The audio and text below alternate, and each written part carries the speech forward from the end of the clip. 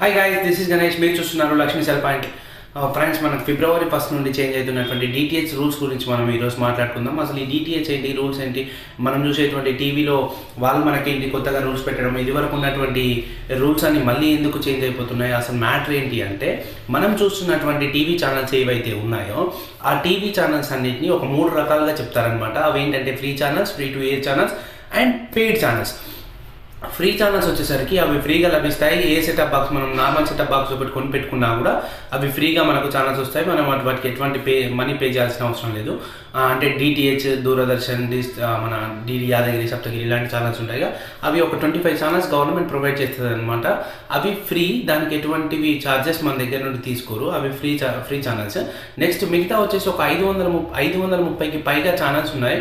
అవి ఏంటంటే free to air channels. దానిలోకి వచ్చేసరికి మనకేంటంటే మనకు ఉన్నటువంటి ఎన్టీవీ, టీవీ9 ఇలాంటి న్యూస్ ఛానల్స్ అండి. వీళ్ళంతా ఏంటంటే అడ్వర్టైజర్ దగ్గర నుండి వచ్చేటువంటి రెవెన్యూతో కస్టమర్ దగ్గర ఎటువంటి మనీ తీసుకోకుండా ఛానల్ని రన్ చేయడం జరుగుతుంది. వీటిని ఫ్రీ టు ఎయిర్ ఛానల్స్ అంటారు. Next paid channels. Paid channels అంటే ఏంటి అంటే కస్టమర్ దగ్గర మనీ తీసుకుంటారు, అంటే నెల సబ్స్క్రిప్షన్కి ఛార్జ్ తీసుకుంటారు, ఛార్జ్ చేస్తారు. మళ్ళీ దాంట్లో వచ్చేటువంటి అడ్వర్టైజ్తో రెవెన్యూ తీసుకునేటువంటి ఛానల్స్ని పెయిడ్ ఛానల్స్ అంటారు అనమాట. ఇప్పుడు మీకు ఛానల్లో ఉన్నటువంటి మనం రోజు చూసేటువంటి ఛానల్లో ఈ 3 టైప్ ఆఫ్ ఛానల్స్ ఉంటాయి. ఇప్పుడు కొత్తగా తెచ్చినటువంటి గవర్నమెంట్ రూల్ ఏంటంటే పాతదానికి కొత్తదానికి తేడా గురించి ఫస్ట్ చెప్తానండి. పాతది ఏంటి అంటే మనకి ఇప్పుడు ఎవరైతే బ్రాడ్కాస్టర్ ఉన్నారో, అంటే ఛానల్ని మనకి ప్రోగ్రామ్ని పంపించేవారని మనం బ్రాడ్కాస్టర్ అంటాం. ఆ బ్రాడ్కాస్టర్ ఉన్నాడో అతను డైరెక్ట్గా మనకి రిసీవ్ చేయడు. అంటే ఒక్కొక్క ఛానల్ ఒక్కొక్క ఫ్రీక్వెన్సీలో వస్తుంది కాబట్టి మధ్యన డిస్ట్రిబ్యూటర్ అనే అతను ఒకరు ఉంటారనమాట. డిస్ట్రిబ్యూటర్ అంటే మన కేబుల్ ఆపరేటర్స్ కావచ్చు, అంటే హాత్వే, ఎన్ఎక్స్టీ ఇలాంటి వాళ్ళు కావచ్చు, లేకపోతే డిష్ టీవీ, టాటా స్కై ఇలాంటి వాళ్ళు కావచ్చు అనమాట. మనకు మీ మధ్యన డిస్ట్రిబ్యూటర్ లాగా ఉన్నట్టు మన కస్టమర్లకి అందిస్తున్నారు. అయితే ఈ విధంగా జరిగేటువంటి విషయంలో ఏం జరిగిందంటే ఫ్రీ టు ఎయిర్ ఛానల్ అది ఎలాగో మనకు ఫ్రీగా వచ్చేది అనమాట. నెక్స్ట్ వచ్చేసి పెయిడ్ ఛానల్స్ ఉంటాయి కదా. పెయిడ్ ఛానల్స్తో ఇదివరకు ఎలా ఉండేది అంటే ట్రాయ్ ఈ కంపెనీలే, ఈ డిస్ట్రిబ్యూటరే ఇక మనకు బ్రాడ్కాస్టర్తో మాట్లాడుకునేవాళ్ళు. ఒక సంవత్సరానికి నా కస్టమర్లందరికీ ఒక 2 కోట్లు ఇస్తా, 3 కోట్లు ఇస్తా, నాకు వదిలేసే, అంటే నువ్వు నాకు సప్లై చేసి నీకు మనీ ఇస్తా అని మాట్లాడుకునేవాళ్ళు. అయితే ఈ లెక్కలన్నీ ట్రాన్స్పరెన్సీగా లేవు. మేము మన దగ్గర ఏం చేసేవాళ్ళంటే ఈ ప్యాకేజ్, ఆ ప్యాకేజ్ అనేసి కొత్త ప్యాకేజ్ క్రియేట్ చేసి ఎస్డి ప్యాక్ అయితే ఇంత, హెచ్డి ప్యాక్ అయితే ఇంత, ఇన్ని ఛానళ్ళకి ఇంత అనేసి వీళ్ళు మన దగ్గర డిసైడ్ చేసి మనం వీళ్ళ దగ్గర బై చేసి ఎంటర్టైన్ ఫీల్ అయ్యేవాళ్ళం, ఎంటర్టైన్ కొనుక్కునేవాళ్ళం. కానీ ఇప్పుడున్నటువంటి విధానం ఏంటంటే ప్రతి ఛానల్కి మనం కట్టేటువంటి 1 రూపీ ట్రాన్స్పరెన్సీగా ఉండాలనేటువంటి ఒక విధానంతో, అందరికీ కనిపించేలాగా ఉండాలనే ఒక విధానంతో ట్రాయ్ కొత్త నిబంధన తీసుకొచ్చింది. అదేంటంటే ఈ రూల్లో మనకి ఒక్కొక్క ఛానల్కి ఇప్పుడు ఫర్ సపోజ్ మీరేం చేయండి అంటే మీ పెయిడ్ ఛానల్ ఏ ఛానల్ అయినా కానీ 0 to 30 రూపీస్ వరకు మీరు ఎంతైనా కూడా కస్టమర్ దగ్గర ఛార్జ్ చేసుకోండి. ఆ డబ్బులు మీకు వెళ్తాయి. మీరు డిస్ట్రిబ్యూటర్, మీరు మధ్యలో ఉన్నటువంటి టాటా స్కై, హాత్వే వాళ్ళు మీరు బ్యాండ్ విడ్త్ నమ్ముకోండి. అంటే 100 ఛానల్కి 130 రూపీస్ డిసైడ్ చేసింది ట్రాయ్, అంటే ఎక్స్క్లూడింగ్ జిఎస్టీ. 130 రూపీస్ 100 ఛానల్ బ్యాండ్ విడ్త్ని మీకు అమ్ముకునేటువంటి కెపాసిటీ ఇస్తున్నాం. మళ్ళీ ఇంకో 25 ఛానల్ ఎక్స్ట్రా కావాలి అంటే 20 రూపీస్ కస్టమర్ దగ్గర ఛార్జ్ చేయండి. మీరు ఏమైనా బ్యాండ్ విడ్త్ అమ్ముకోవాలి, మీరు మీ ఛానల్ని మీరు టీఆర్పీకి మీ ఛానల్ని మీరే డైరెక్ట్గా కస్టమర్లకి అమ్ముకోవాలి. అది కూడా ట్రాన్స్పరెంట్ విధానం ఉండేటట్టుగా. ఈ కస్టమర్ జీ ప్యాక్ వేసుకున్నాడు అనుకోండి, ఈ కస్టమర్ మా స్టార్ ప్యాక్ వేసుకుంటాడు, ఈ కస్టమర్ సన్ డైరెక్ట్ ప్యాక్ వేసుకుంటాడు. ఇప్పుడు ఛానల్కి మనం కట్టేటువంటి డబ్బులు డైరెక్ట్గా వెళ్ళిపోతాయి. ఎంతమంది వ్యూవర్స్ అయితే పెయిడ్ సబ్స్క్రిప్షన్ తీసుకొని ఆ ఛానల్కి కడతారో అన్ని డబ్బులు వెళ్ళిపోతాయి. వీళ్ళు ఏమైనా బ్యాండ్ విడ్త్ నమ్ముకోవాలి. ఈ తీరుగా చేస్తే ఏమైందంటే కస్టమర్కి న్యాయం జరుగుతుంది, బ్రాడ్కాస్టర్కి న్యాయం జరుగుతుంది, డిస్ట్రిబ్యూటర్కి న్యాయం జరుగుతుంది. కానీ ఇక్కడే మనకు వచ్చినటువంటి ఒక పెద్ద చిక్కు వచ్చింది. అదేంటి అంటే ఆ చిక్ ఏంటి అంటే ఇదివరకు మనకి ఈ విధానం, ఇదివరకు ఉన్నటువంటి వ్యవస్థలో మనకి మనీ అనేది ఎక్కువగా ఖర్చు కాకపోయాయి. ఇప్పుడు ఏమవుతుంది అంటే 100 ఛానల్స్లో మనం ఇప్పుడు 130 రూపీస్ పెట్టి 100 ఛానల్స్ బ్యాండ్ విడ్త్ని డిస్ట్రిబ్యూటర్ దగ్గర కొనుక్కున్నాం. అప్పుడు ఏమవుతుంది అంటే 25 ఛానల్స్ అనేది మ్యాండేటరీ, అంటే గవర్నమెంట్ ఛానల్స్ అనేది 25 వస్తాయి.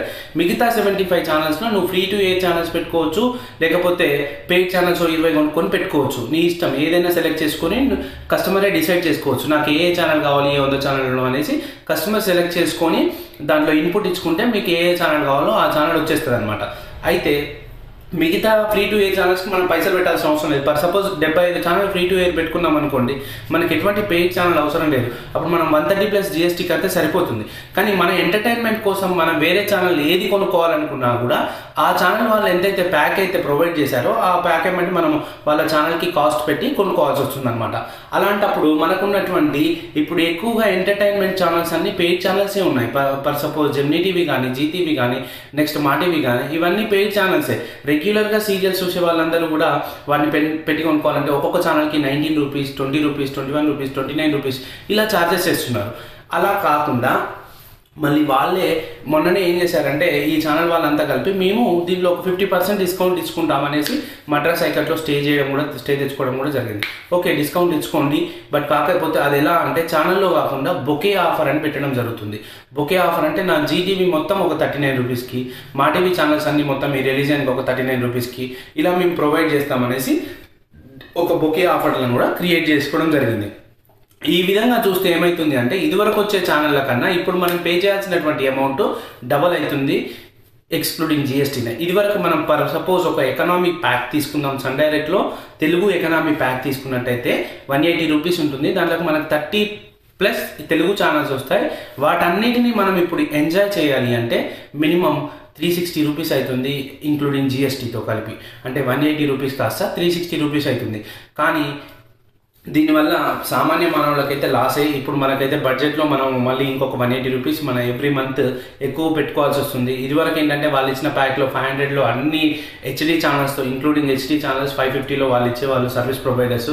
కానీ ఇప్పుడు అలా ఇవ్వలేరు. మనం అన్ని హెచ్డీ ఛానల్స్ కొనుక్కోవాలంటే ఇప్పుడు వచ్చేటువంటి అన్ని హెచ్డీ ఛానల్స్ కొనుక్కోవాలంటే మినిమం 2000 రూపీస్ దాకా పర్ మంత్ పే చేసినా కూడా మనం ఏమైతే అన్ని హెచ్డీ ఛానల్స్ ఉన్నాయో అవన్నీ కూడా కొనుక్కోలేము. అలాంటి వ్యవస్థ అనేది ఇప్పుడు వచ్చింది. కాకపోతే ఏంటంటే యాజ్ పర్ సర్వే ఇప్పుడు ఒక రూల్ అనేది తీసుకొచ్చింది గవర్నమెంట్. అంటే అంత ఆషామాషిగా అయితే తీసుకురాదు నా ఒపీనియన్. యాజ్ పర్ సర్వే ప్రకారం ఏంటంటే ఒక టీవీ అయితే ఉందనుకో, యాజ్ ఎ వ్యూయర్ ఏం చేస్తున్నాడు అంటే ఆ వ్యూయర్ మ్యాక్సిమం ఒక 50 ఛానల్స్ కంటే ఎక్కువగా చూడట్లేడు. అంటే ఒక 80% పీపుల్ అయితే 10 ఛానల్స్ మాత్రమే చూస్తున్నారు. అలాంటప్పుడు వాళ్ళకి ఇది అవసరం లేదు. నాకు తెలిసినంత వరకు నేను మా టీవీ చూస్తా, జీటీవీ చూస్తా, నెక్స్ట్ జీ మ్యూజిక్ చూస్తా, లేకపోతే మా మ్యూజిక్ చూస్తా అనుకున్నప్పుడు వాళ్ళకి 200 లోపే వాళ్ళ ప్యాక్ అనేది సరిపోతుంది.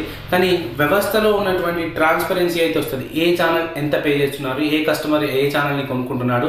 ప్రెజర్గా మన దాంట్లో వచ్చేసి వాళ్ళు ఇచ్చినటువంటి ప్యాక్ని మనం తీసుకోకుండా వాళ్ళు ఇష్టమైనటువంటి ఛానల్ని మనం చూడకుండా మనకి ఇష్టమైనటువంటి ఛానల్ని సెలెక్ట్ చేసుకునే ఆ సదుపాయం కూడా మనకి ఇప్పుడు వచ్చిందనమాట.